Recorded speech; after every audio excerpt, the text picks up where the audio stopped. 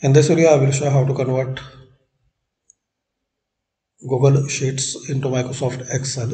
So click on File, Download. Just hover cursor to download and here click on Microsoft Excel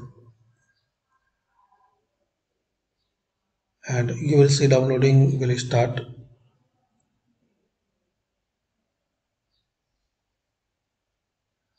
And once the downloading process complete, double click on downloaded file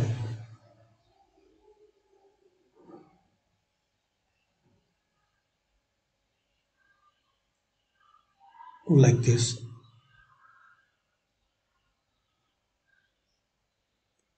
So thanks for watching. Comment this video useful for you.